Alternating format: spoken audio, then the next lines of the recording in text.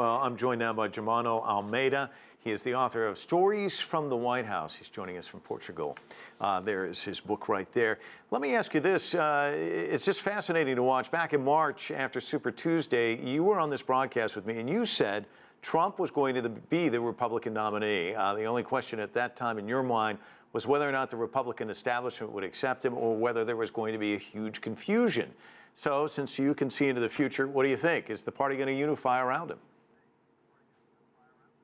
Thanks, Mike, for having me on. Well, a big doubt is still if those Republicans who actually still hate Donald Trump will next November vote for Hillary, or they simply don't vote. And there are some Republicans that or like Donald Trump or simply will vote for him because he will be the representative nominee.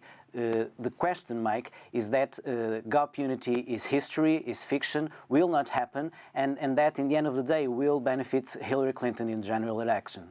Give me your view from where you're sitting. How's this going over in cafes in Portugal? I know when we talked at that time, you said Trump was a shock to people there. Is he still shocking folks?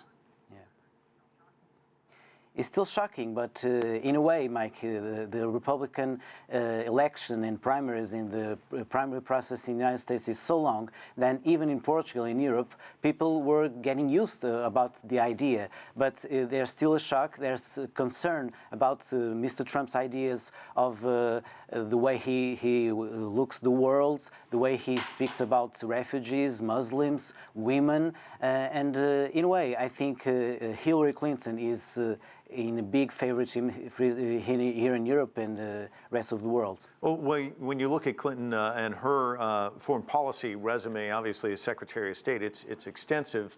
Trump not seen as that deep when it comes to foreign policy. How is he viewed there?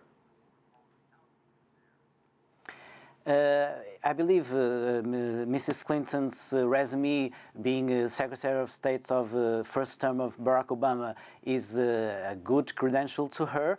I believe also that some Republicans in some areas of defense and national security that worked in former Republican administrations or in presidential candidates of John McCain or Mitt Romney could endorse Hillary Clinton or at least support her.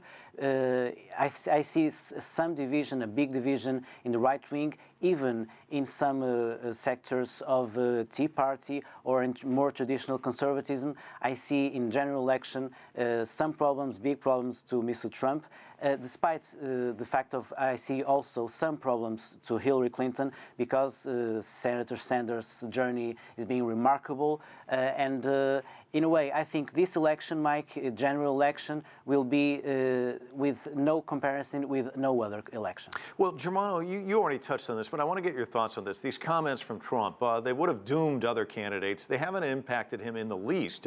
Comments on illegal immigration to the United States, migrants, Muslims, women, on China. Is there anything he can say that will hurt him?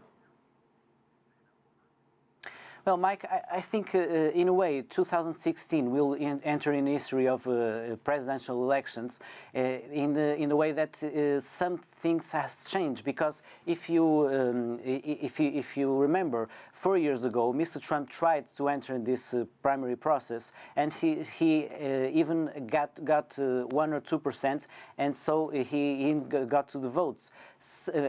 Some profound thing has changed in 4 years. There's a symptom of dissatisfaction in the system.